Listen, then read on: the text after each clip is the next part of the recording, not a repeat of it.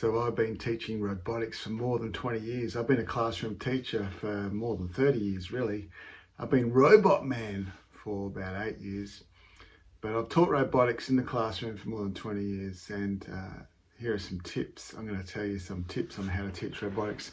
Some of them you might know, some of you might not even agree with. So it all depends about what sort of robots you've got. I mean, all robots have got potential. But my advice is no matter what you've got, get it out, have a play and see if it works and see if you can do something with it. It doesn't matter how many you've got either. I mean, you might only have a small number of robots. You might have 4 robots. You might have 6 robots. And you might be thinking, how can I use 6 robots for the whole class? Well, you can do that. If you could break the class in half and have half the kids doing robotics and the other half doing something completely different.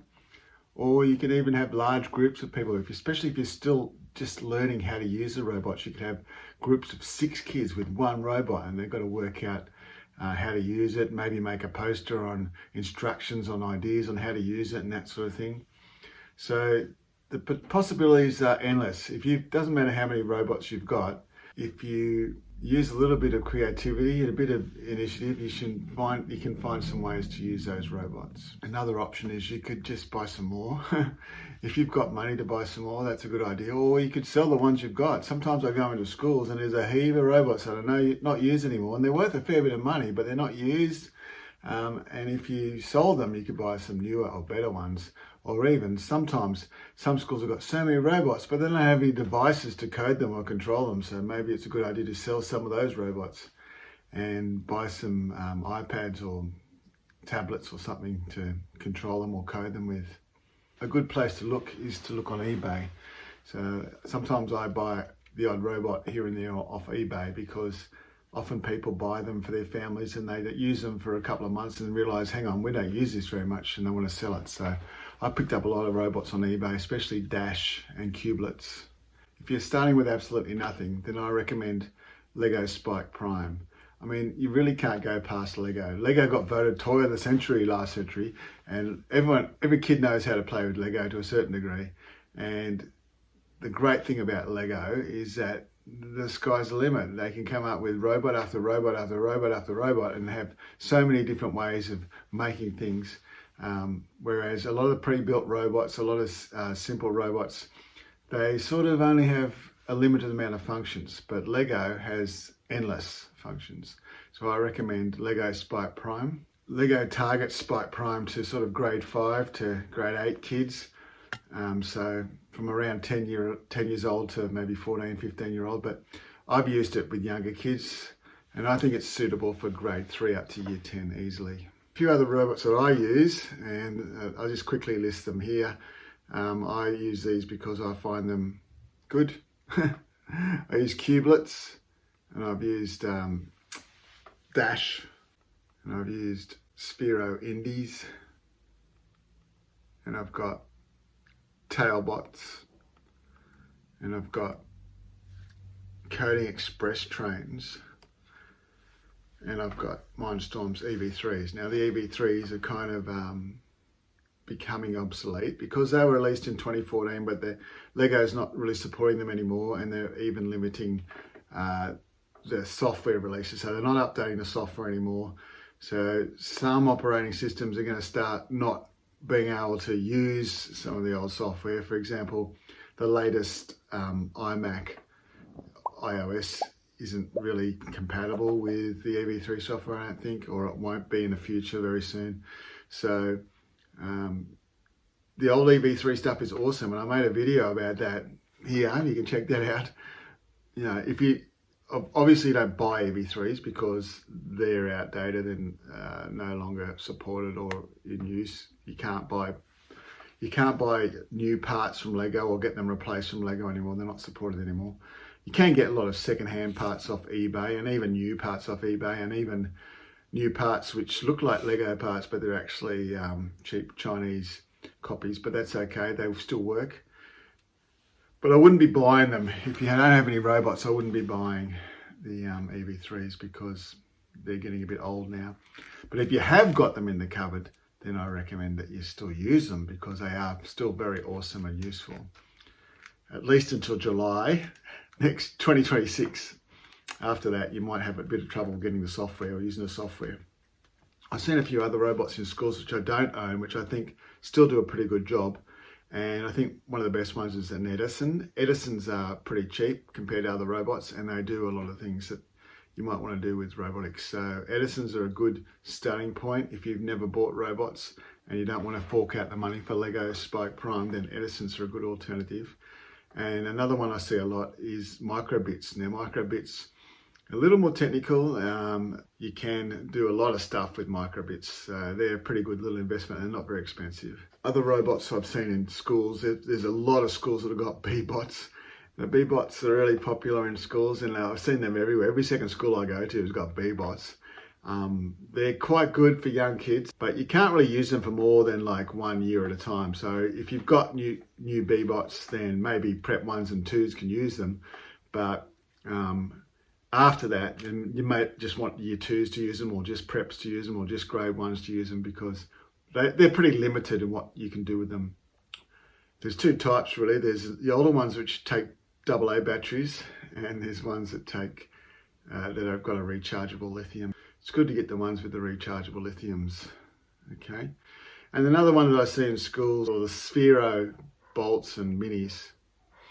The Sphero, the ones that are shaped like a ball, basically, they're a bit fragile, and often kids only use them for remote controlling instead of coding. So, and because they're a ball shape, they can get mistreated pretty easily. Like kids chuck them and kick them and that sort of thing. So, yeah, I don't know about the Sphero. I've got Sphero Indies and they're awesome, but I don't know about the ball ones. I don't recommend them really. They're pretty expensive. And they're pretty impressive when you first see them, but the novelty wears off pretty quickly. Other robots I've seen in schools, there's an alternative to Dash called Q, and sometimes I go to school and they've got a whole cupboard full of Qs, and I don't reckon they're that good. They talk a lot and they're a bit obnoxious, and yeah, I haven't really seen a lot of schools use them successfully. I've seen a lot of schools spend a lot of money on Qs, but I don't recommend them. And one thing that I see in schools a lot are sets of drones. So schools have forked out thousands of dollars and bought like a class set of drones, and they sit in the cupboard. And some of the schools I go to, they say to me, I can't even use these anymore because the app that used to come with them is no longer available. I don't have a copy of the app. So a lot of robots, it seems like the app is, if it's a tablet only app, then it becomes obsolete and you can't really do much about it once it gets removed from the app store. Whereas if you've got robots that are controlled on computers, then at least you can save the installation files, but often you might need to hang on to your old operating system and not upgrade your operating system. So drones I've never been really that tempted with drones, mainly because they're a little bit fragile, so they break easily. You've got to have a defined space, usually like a gymnasium or something like that.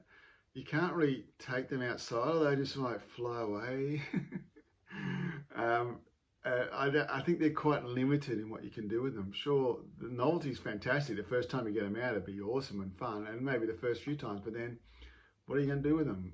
You can race them, I suppose, and that sort of thing, but I think they're just too fragile, and the battery life is not very long. So often with a drone, you have to charge them up every 10 minutes, which means you've got to have lots of spare batteries, and I really don't think drones are that awesome for classroom situations.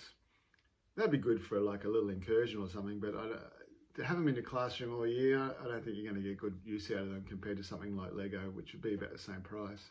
When I'm looking at robots to buy, the number one thing I look at is whether or not it's got a rechargeable battery. I don't want to spend time unscrewing robots and putting AA and AAA batteries in them. So I make sure that all my robots, pretty much all of them, have got a lithium rechargeable battery in them. The latest ones that I've got have got like a USB-C port, which is pretty handy. But a lot of my robots like Cublets and Dash and the new Lego Spike Prime use a micro USB port. So I can use the same charger with all my robots, which is pretty handy. If you're going to buy one robot for yourself or for your child, then that's fine. But if you're going to buy a class set, you don't want to be replacing batteries. Even if they are rechargeable AA's and AAA's, it's pretty tricky to recharge them all the time. The one exception I have is my Coding Express trains. I've got 6 trains.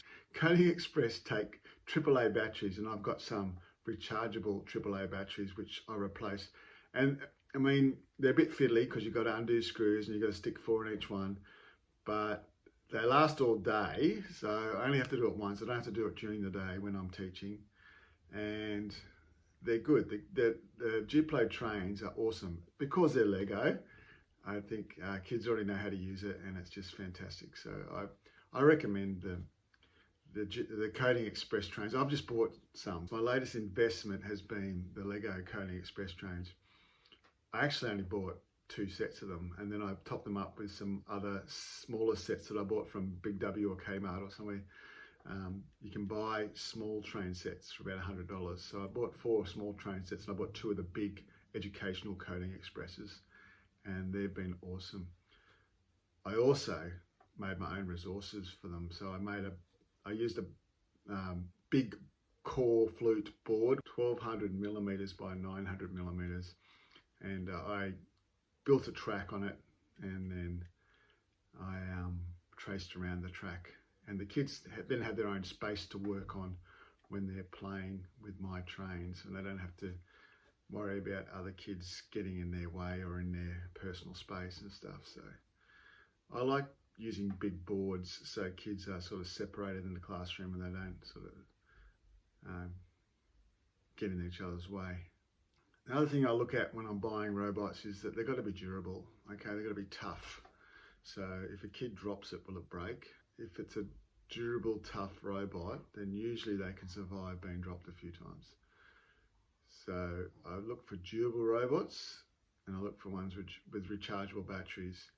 And then I look at the software. Usually, most of the time when you buy a robot, the software is free, but it's really good if you can get it all working and then don't change the software. And one thing that's really important when you buy anything, especially when you're buying stuff online, is to look at reviews for those robots. So I know it can take a bit of time to research and look at the reviews, but it's usually good to look at reviews and get an idea of what people like and don't like.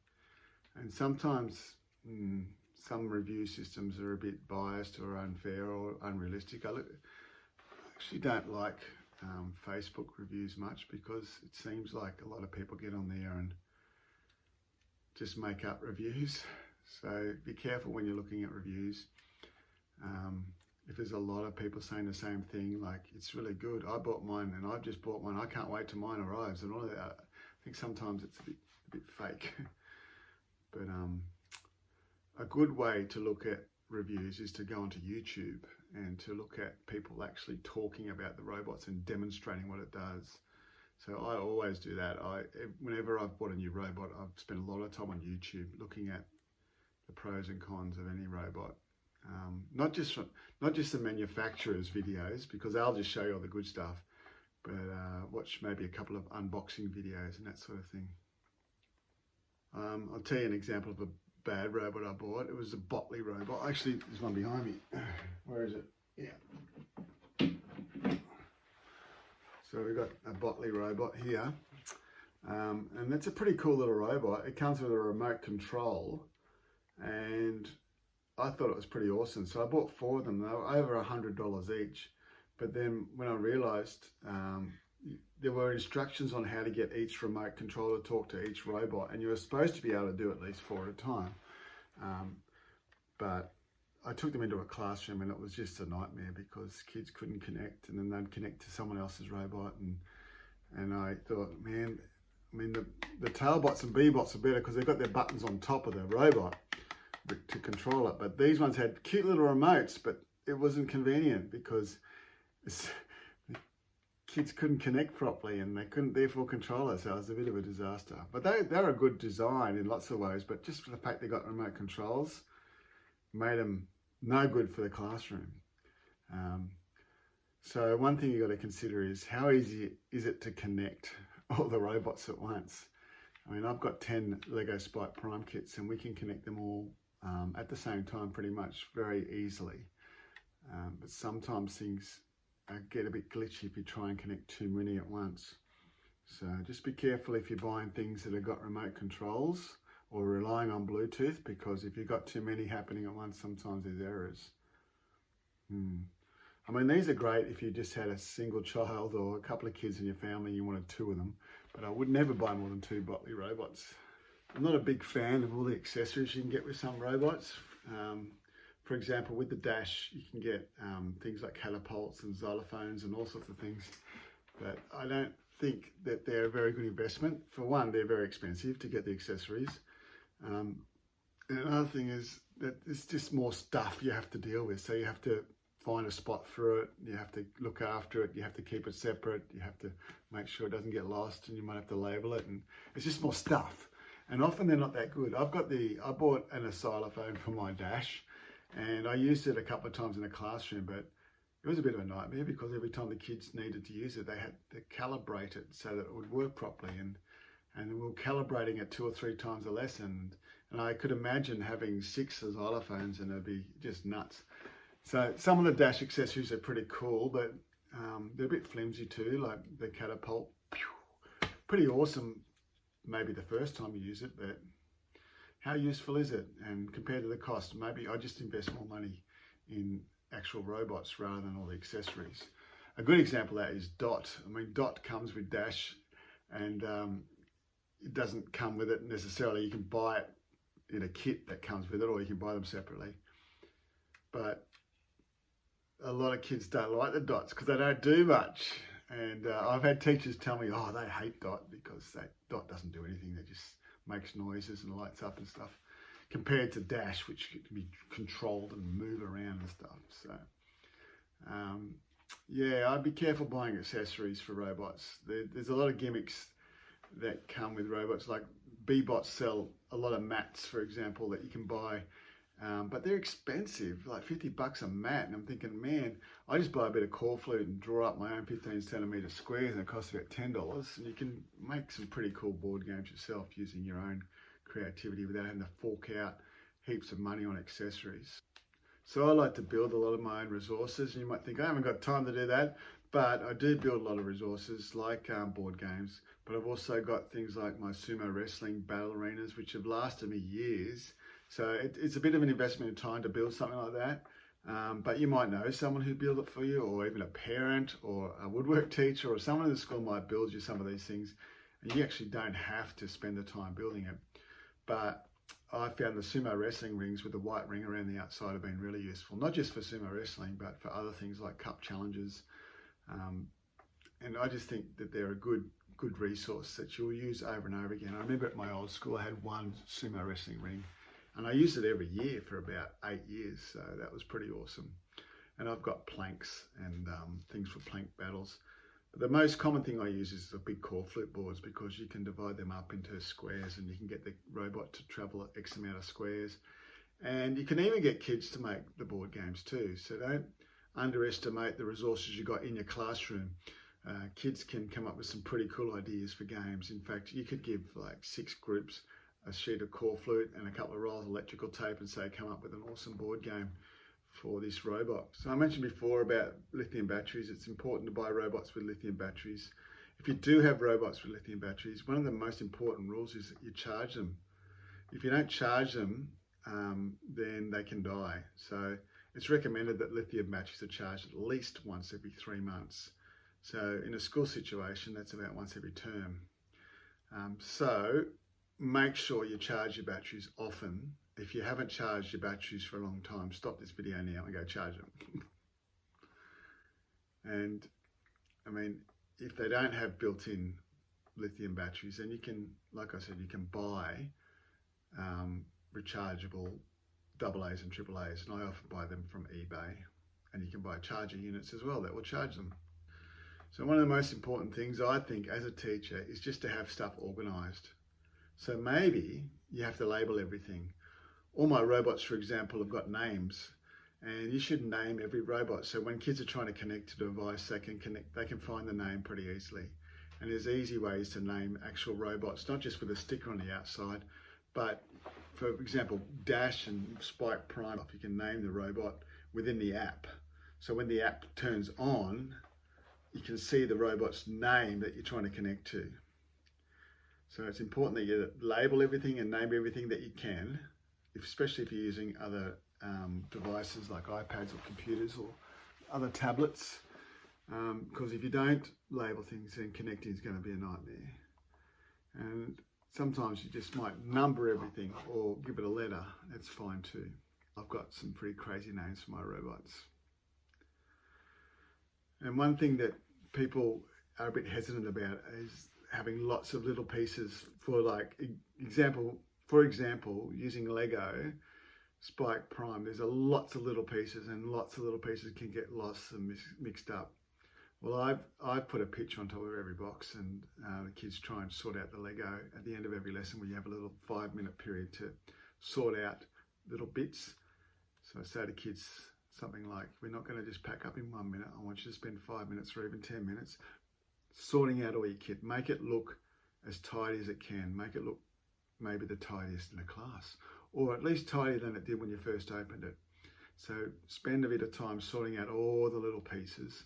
And sometimes I just sit in front of the TV and watch the cricket and have all my Lego there, and I just sorting out Lego. But I think the best solution, if you've got a normal classroom situation, is you find a bunch of kids. There might be like 3 or 4 kids in your class that just love sorting out the Lego. They just love doing it, because they can sit around in a circle at lunchtime or something and just in your classroom just sort out all your Lego.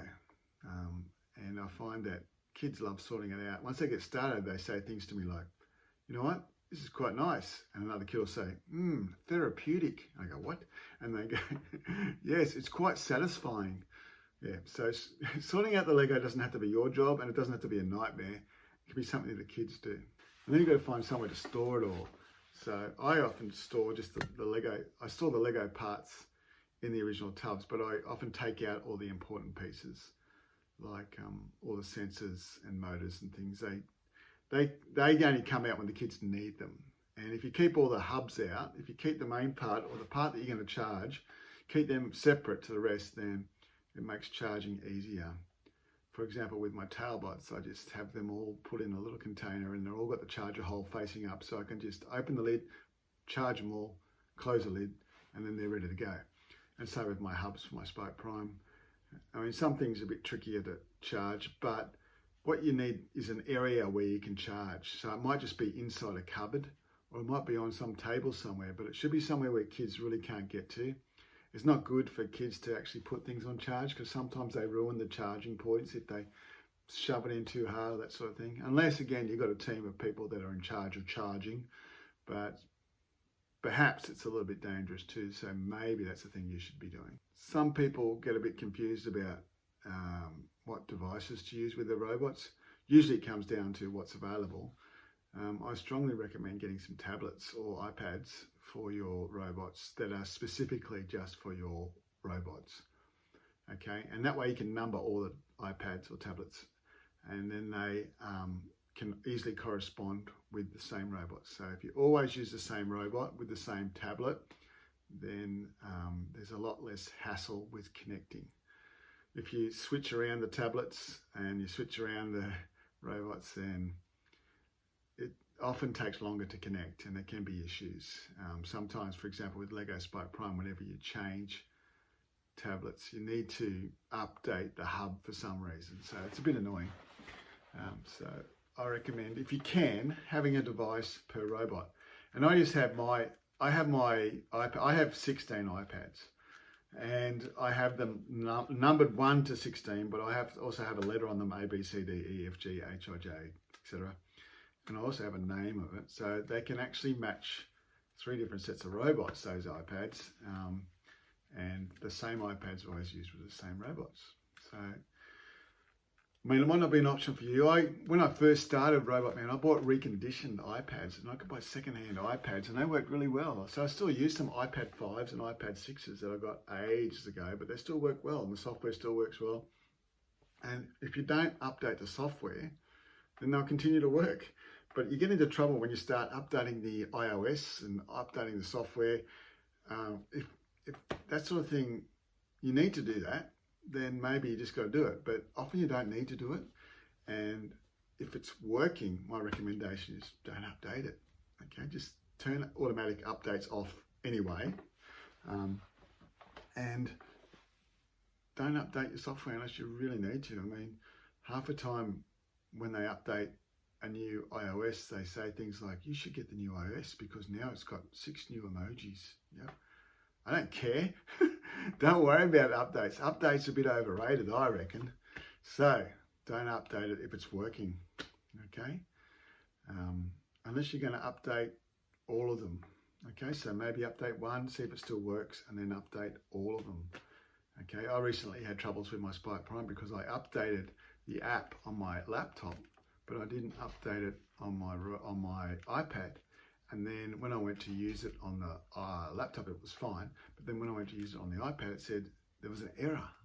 So the conclusion was I had to delete the old version of the iPad and update it with a new version. And then it was compatible with the MacBook. So they both kind of used the same software and they didn't have to get confused. Anyway, don't update it unless you have to. And if you do have to, update all of them, but just test it first to make sure it works. A lot of kids these days bring their own device to school, and so they can put the software on their own device and they can keep it compatible with their robot. But there's going to be issues with that, especially when it comes down to next year, the following year, when a different kid might be having that robot. So the good thing about robotics software is often it's free, so they don't want to sell the software, they want to sell the robots. So you can update it pretty easily and kids can have their own copy of it, but I'm not sure how good it is for them to keep updating it, and then the school needs to update maybe. It's a bit messy. So when in doubt, if you can, have your own set of devices rather than kids having the software on theirs.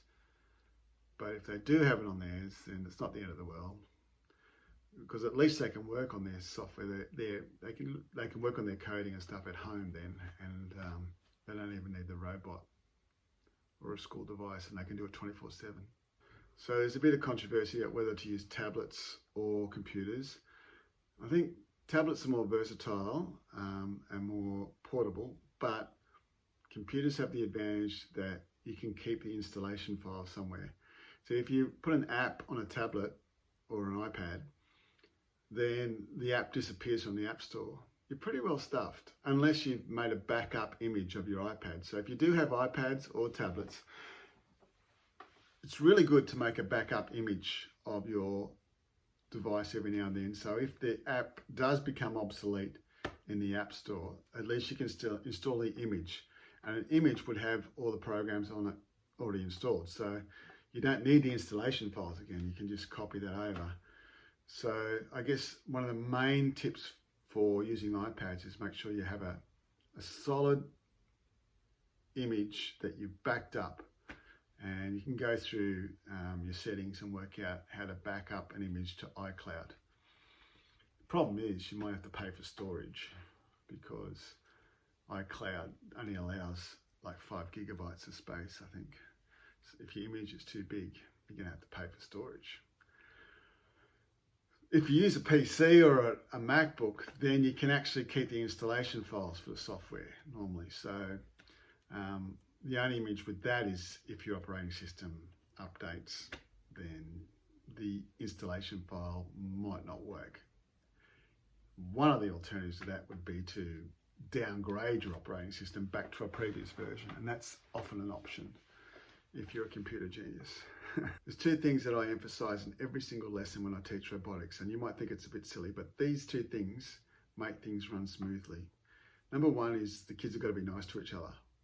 It's got nothing to do with robotics really, it's just about getting along.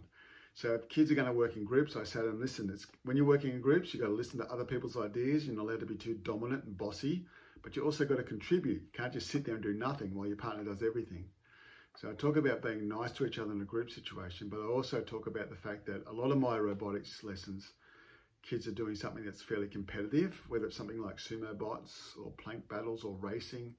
It can get pretty competitive and it can get pretty nasty.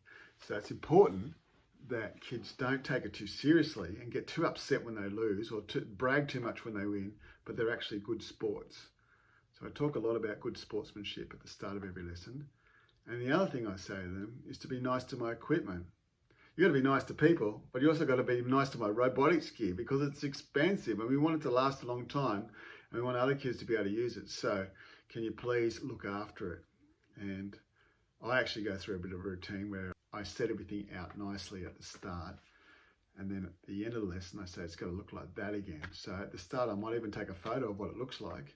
And I show them that photo and say, at the end, I'm going to put this photo up on the screen. This is what we're going to end up with again. We're going to have everything sorted out nicely. We're going to put the iPads on top of the kit.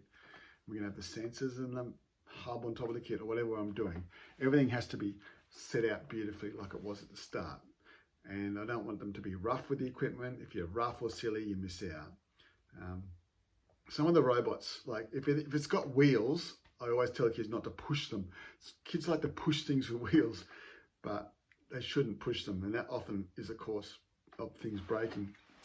I've got a lot of these Dash and they've got wheels underneath there and kids have been guilty of pushing them like a car. And if you push them, then they can break. So it's really important that kids learn to respect the equipment and not be rough with them, okay? And tell them how much it costs. I mean, I tell them $300 Australian to replace one of these, or you can buy them on eBay for about 100 if you're good. When I'm planning my lessons, I often give them open-ended challenges, so especially with Spike Prime. I don't give them the instructions on how to build a robot. I just say, build a robot that does this. We're going to build a robot that dances. And here's an example of what a dancing robot could look like. Yours will look different. And this is an example of how we could code it, but you can code yours differently. Copy my code to start with, and then you can tweak it and change it any way you like. So my lessons are kind of open-ended for Spike Prime. With my Dash, it's a little bit more controlled. I have board games and things, and I show them how to play the board games. But often lessons are open-ended for robotics. If they're going to build a robot in particular that solves a problem, then there's no right way to do it. There's lots of right ways to do it. And there's lots of ways that still might work. And there's ways that are better than others. But the idea is to have a go and be creative. So try to plan your lessons so they're not so cut and dry. The one thing I hate about robotics when I see it in other schools is when all the kids are doing the same thing with the same robot, with the same code, and they've got to all achieve the same goal. It's just ridiculous. So let the kids have a bit of scope for creativity. The Lego app assumes that all the kids are going to make the same robot with the same code, and I just think that's annoying. I don't use the Lego app. Some teachers love it because it's very structured, very formal, and everyone can sit quiet and do what they're told. I like it to be a bit more chaotic and a bit more creative. Often I use timers on the screen. So I'll have a TV with a timer on it so the kids know that in 20 minutes we're going to start battling. So you need to finish your robot in 20 minutes. Or they know we've only got 15 more minutes of battle time because there's a big clock on the TV and I can see it count down. Or in 15 minutes we're going to have the final race, the grand final. So using timers on the TV is a really good idea because that sort of gives the kids a bit of a hurry along and they don't often run out of time thinking, oh, what? Is it over already? But I didn't finish. You don't need to be an expert on everything when it comes to robotics. I mean, I taught robotics knowing nothing at the start. The principal just said, you like computers, don't you? I go, yeah. How about you teach robotics? I go, okay. So that's what happened to me. And that was about 30 years ago. It was a long time ago. But yeah, you don't have to be an expert. Often the kids will teach you things. The main thing I think you need to do is to have all the robots charged up, ready to go, have the equipment accessible to them, okay, and have things storable and neat and tidy, and be a good timer so the kids know how the lesson's going, how much time they've got left and that sort of thing. You really don't have to know how to code everything to perfection. You can work stuff out, and kids can work stuff out. And you can ask kids a question. You could say something like, how do you think we're going to code that? Pretend I've got no idea what I'm doing. Can you tell me how we would code that? And you just have to have a few clues on how to do things, but you don't have to know everything. And especially with brand new robots, some teachers are hesitant to buy brand new robots. And my recommendation is you buy the robot and you give it to a kid or a couple of kids in your class that you know are pretty switched on. So the kids are we've got these brand new robots. Can you guys open this and just work out how to use it and then teach the rest of us how to use it? And those two kids are pretty chuffed, and they'll be really keen to do that. Okay. Another thing that's really good is to do cross-age teaching. So once you've got some robots working in your class, you could say to your class, okay, next week we're going to go into the grade 1 classroom and we're going to take our robots and we're going to teach the grade 1s how to use it. Let's make up some rules and tips on how to teach these little kids how to use our robots. And then what sort of games can we play? Who can come up with some games that we could play with the robots? So cross-age teaching with robots is awesome. I love it when like grade 6 kids go into a little prep classroom with 5-year-olds and teach them how to use stuff. It's awesome. One good way to get on top of your robots teaching would be to subscribe to my YouTube channel, because I have lots of tutorials on YouTube about robotics, especially Spike Prime. But another real cool idea is that you can go to my website. I've got a lot of free resources on my website. So if you didn't know, I have got lessons and tips and tricks and all sorts of things to do with lots of different robots on my website. So make sure you check that out. And if you subscribe to my YouTube channel and get notifications, you'll see a new lesson every couple of weeks. It'd be fantastic if you could become a member. I've got a few Robot Man fans who are actually members on my channel. It doesn't cost much. If you press join, then that rewards me and helps me to be inspired to write and create more videos. You can also say thanks just by pressing the thanks button and give a one-off donation. That'd be awesome. But anyway, have a look at my website. That's the main thing I wanted to say. Have a look at my website and you can see lots of tips and tricks and some special Google Sheets, which are, I use for assessment and for scoring. So often with things like races or things, we want to find out who gets the best time, and you can incorporate all that data into a spreadsheet that's on Google, so it's a Google Sheet, and it makes calculations for you and even ranks the scores and that sort of thing. So check out my free Google Sheets because they make the activities even more fun. Some teachers say to me, we need to build a whole school plan for robotics because everyone needs to teach it, but yeah, it's really hard. But I'm a bit skeptical of whole school plans, mainly because within about 2 years, the whole school changes and the plan is no longer valid.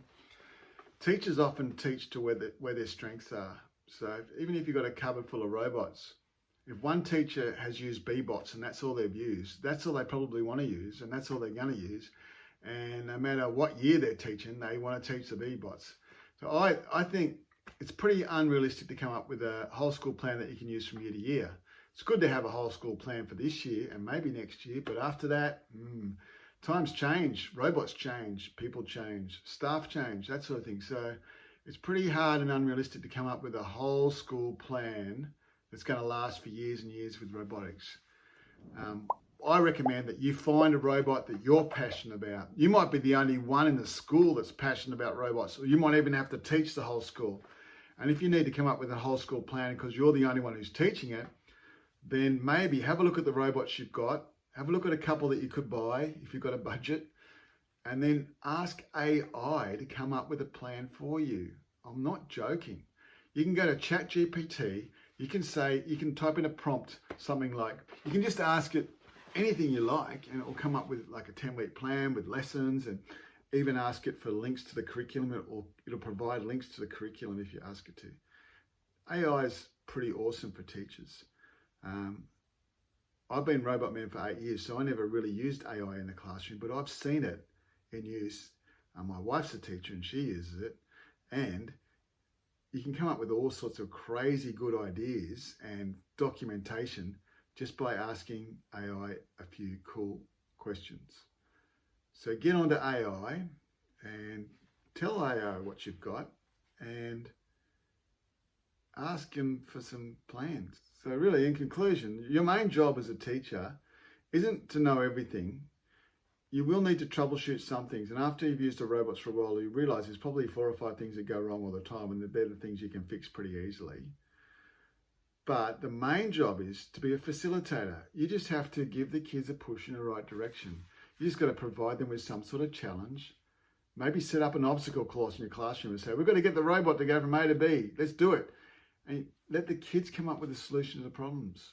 So be a facilitator and a timer, and just keep the equipment stored and safe and organised. That's your main job. Keep it all neat and tidy, and so people aren't spending time looking for things, that things aren't getting broken or stolen. Keep track of everything. So if you're organised and you can facilitate with some good challenges, then you should be fine. So I hope you've learned something in this video. What tip do you think was the best that I gave? Have you got another tip for teaching robotics? If you've got another tip, can you put it in the comments, please? And check out my free lessons on YouTube.